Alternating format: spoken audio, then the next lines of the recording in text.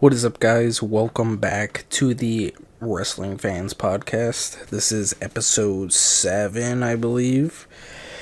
The last one did pretty good, I have to say. Better than all the other ones have in total for this podcast. So I appreciate everyone who has subscribed through that and people who just enjoyed it in general that were already subscribed. We do have a few things to talk about. I don't know how long this will be. First thing is that sadly Rhea Ripley has had to give up her championship. This past Monday, she gave up her Women's World Championship due to shoulder injury. Now, I think they're going to kind of play it off on TV like Liv Morgan's the one that caused the injury, because they did that in the past with Liv being out and how Rhea's the one that caused the injury. But I don't know exactly. I do think they're going to go that way, but I don't know exactly how that's going to work. And I think I saw on Twitter that they were going to pick who's going to be the next champion. I'm guessing they're going to have another match this Monday, and we're going to find out who the new Women's World Champion is. My opinion for Raw, I think it should just be Liv. Have her hold the belt until Rhea comes back, and then Rhea can take it back off of her. But I'm not sure how that's gonna work. I don't even know if they've announced the participants that are going to be fighting for it. So I don't know. Sadly, though, Rhea, she will be gone for until next year at least. So she could come back at Rumble, probably, and then go from there, maybe win, and then win the championship at WrestleMania. But yeah, that's a bummer. Another thing is we have Chad Gable turned on Sami Zayn. So Sami Zayn and Chad Gable had a match on Raw for the IC title. Sami came away with the win. It kind of seemed like they were gonna, he was gonna be a good sport about losing. But that's not what happened. He raised Sami's hand, like, this guy won. Congrats. Walked out of the ring, and as Sami went to go, hug and kiss, like his wife, he ended up just beating Sami up. So, that's something.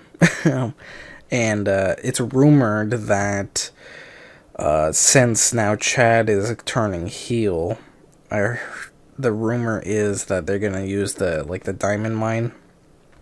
Those guys, the tag team.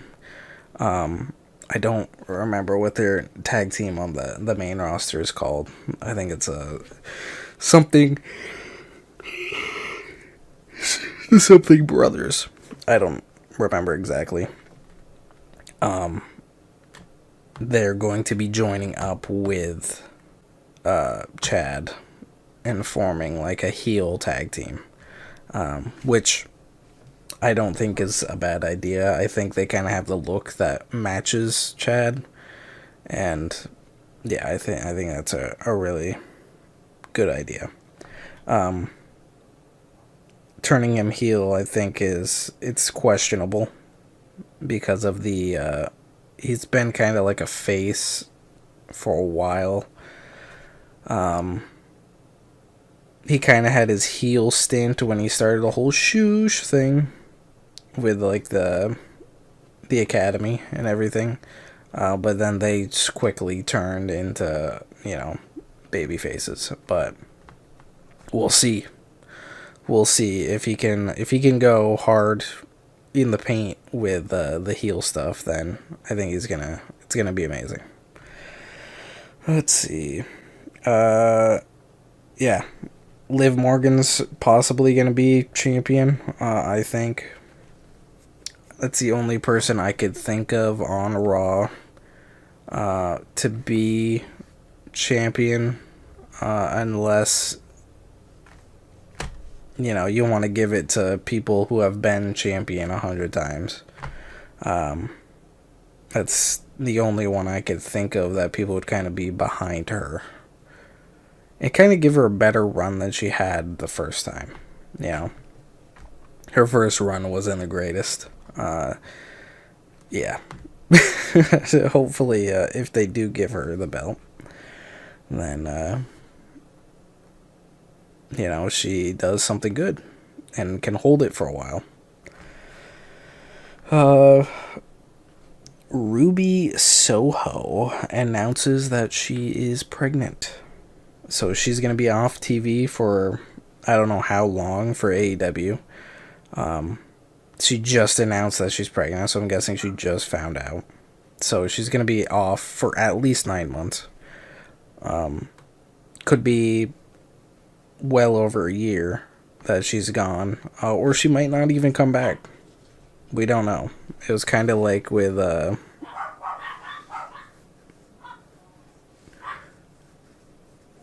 Dogs are barking. Kind of like with Sarah Logan. We didn't know if she was going to ever come back.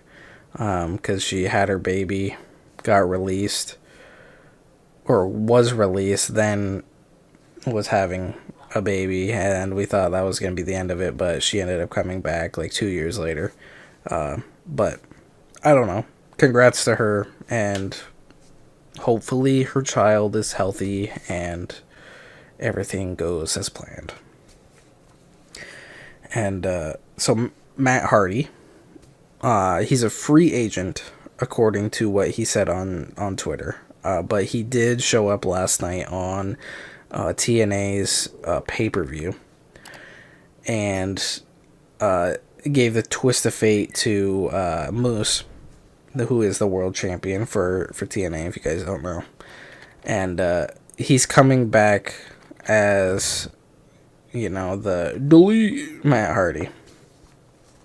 And I don't know how I feel about it, but it makes sense for if he's going to be on TNA to have that character, because that's where it originated.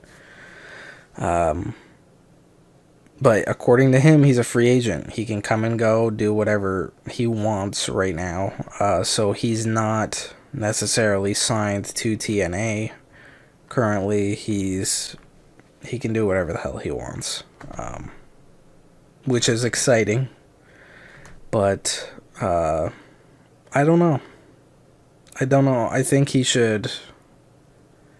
him and Jeff should really look into getting back with WWE. Because clearly both of them weren't happy with AEW. Jeff, obviously, right now, if you don't know, he's doing his music, and he's kind of like touring around, I guess, doing shows here and there. So I think he's kind of occupied with not wrestling, but if he does want to finish his career, maybe have like one last good run with his brother, and just kind of finish it off the good way.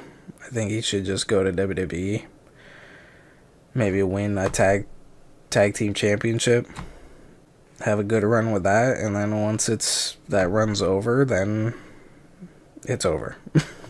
But that's my opinion. But I don't know. But it's exciting to see Matt coming back alone. Maybe he'll come back with like Willow. Never know. So we'll just have to wait and see on that one. It's probably going to be some exciting stuff, especially if they let him do the type of stuff he was doing in the past in Impact / TNA. Yeah, that's exciting news. And the last thing I want to talk about is on the last pod, I talked about AEW and how Tony Khan is just an idiot. He's a clown. man, the fans for the fans for AEW are wild. They stroke Tony Khan like top to bottom every day. Like, this man has, like, he's not a smart businessman, and I don't understand how these people who love AEW understand that. Like, I'm part of the section of Twitter where I constantly see WWE stuff, TNA stuff, sometimes like indie shows and like New Japan and, you know, AEW, and literally I see almost everything. And the amount of people who don't understand what people mean by Tony Khan is a clown. Like, I'm looking at this post right now from Ringside News, which is like a unknown wrestling news source on Twitter X. Mercedes Moné labeled as AEW's biggest failure among recent signings. Now, I'm going to use that as an example on why these people just don't understand what I mean and other people mean by Tony Khan being a clown. He signed this girl, Mercedes Moné, or Sasha Banks, for a lot of money. Like, a lot of money. She's been there for, I think, a couple months at this point. She has not had a single match. She runs out to the ring, acts like she's going to beat somebody up, nothing happens. She already has a championship match, which is like, okay, I understand if you're going to somehow turn the story into like, oh, she knew this person from like life before and wants to fight her, and then it turns into a championship match. Makes sense. But she's literally just coming in immediately getting a championship match. And it doesn't make sense. Storytelling for Tony, he doesn't have storytelling abilities. She comes in, does absolutely nothing so far, and you're gonna give her all this money. The man gave her her own locker room. That was one of her stipulations. She gets her own locker room. I don't understand. I don't understand. And like, people in AEW are so butthurt. Like, I've talked about it in the last pod, was with Will Ospreay. He went off and did like a whole promo kind of about how Triple H said, you know, if you don't want to do the grind, I'm glad we didn't sign you, type of thing. He didn't name anybody. He just said in general. But Will, obviously, he had conversations with Triple H, and he took it very personal. This man, Triple H, talks to so many different people. Why is he specifically talking to this guy? Now, when he talks about him having this, he does the grind. He wrestles once a week for AEW, or just shows up on the show once or twice a week, maybe. He can choose if he's going to do any indie shows or whatever. He hasn't been doing New Japan, so he like randomly shows up at like indie shows. So he's not doing the grind like a WWE grind. Like, for WWE, they would have wanted to bring him in. He probably would have made it straight to the main roster. But then you would have had all the live shows weekly. He would have been working 200 plus days a year. But with his schedule, he doesn't have that. He's working maybe 104 days a year, twice a week for the entire year. So he's working maybe half or more than half of what a WWE schedule would be. And like these guys don't understand on on Twitter with these, like, right now they have this whole Samoa Joe and Swerve Strickland story going on. Okay, makes kind of sense. They have the whole Bucks and FTR storyline going on. They try to weave in the whole Punk footage, which is nuts. Then you have freaking Okada versus Pac storyline going on for their AEW Dynasty. Pac just came back, and he already has a championship match against Okada. Makes sense. The women's champion, or the TBS championship, makes sense, I guess. Let's see, what else? Hook and Chris Jericho, kind of. It's alright, but it's not going to go anywhere. Then you have this the trios match. The House of Black versus Adam Copeland, Eddie Kingston, and Mark Briscoe.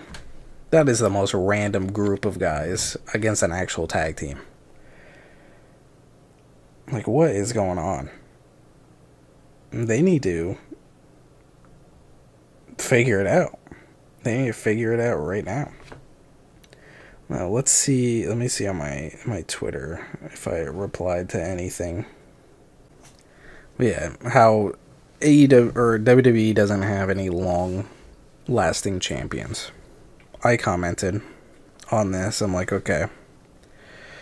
They do, or he says that the champions, like, the championship switches hands often.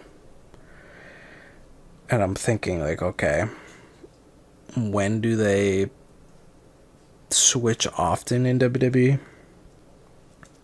Roman Reigns was champion for 3+ years. You know, over 1,100 days or whatever. Seth Rollins was champion for over a year, or about a year, yeah. Gunther was champion for 2 years. Logan Paul has been champion for months. Rhea was champion for a long time also. Like, is he blind to anything other than his company that he's helping carry? Like, these guys just, they don't understand at all. And then you have freaking people like Jon Moxley, who is now the Divas champion. Like, what kind of belt is that, man? That is freaking... No. Then we got people like, shout out to the Swerve Show on Twitter and YouTube. AEW sold out with their stage and their seats. Oh my god. It's crazy how these people in AEW are so blind to everything else that's going on, and they think that they're the best company to ever exist, and it's just not how it is. Like, AEW needs to get better, in my opinion. They need to stop riding off of the whole, you know, we're edgy, you know, we're like the alternative, we're the number one. Because, yeah, you guys are a little edgier. WWE's getting edgier. They've been showing more blood within the past, 2 months on TV than they have showed in the last 10 years of the company. It doesn't matter if you're edgy. It doesn't matter if, you sign all of these giant stars. Look what WWE is doing. Yes, they're still signing people from the indies, but not, like right now 90% of their roster is people who they have built up within their own company. They've signed people from like college. Like, where Tiffany Stratton right now? Where the hell did she come from? She gets signed to NXT, builds up. Dude, she's a star right now. She could be the next women's world champion. We don't know. But then you have AEW, who is only signing people from the indies, doesn't have wrestlers that are like specific for their brand and their brand only, because they allow them to go make money for other companies. Like, it's, I don't know, I might be in a different headspace than most of these people out there who love this company. I liked it at first. It was different, had familiar faces, but now it's to the point where there's nothing to it. Like, there's no storytelling. Like, look at WWE with their whole bloodline story. Roman Reigns is gone right now, but they're still continuing it. Like, they just signed a guy who is part of the bloodline. Like, is part of that whole family. And they continue to add to it and make it more exciting. But I don't know, people will never understand. I'm not anti AEW, but I'm not like a fan of them. If it's on, I'll check like stuff on Twitter or something like that, or Instagram, but I'm not gonna sit through one of their shows every week. Like, it's boring. Like, it's boring. I don't like it. They try to turn it into like a what's it called? Like a carnival with all these attractions, but there's nothing there. And it sucks. It sucks because they have a lot of potential. Just Tony Khan needs to get out of his own anus.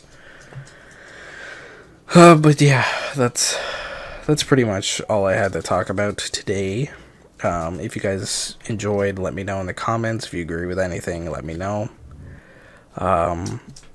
Maybe we'll have another episode next week.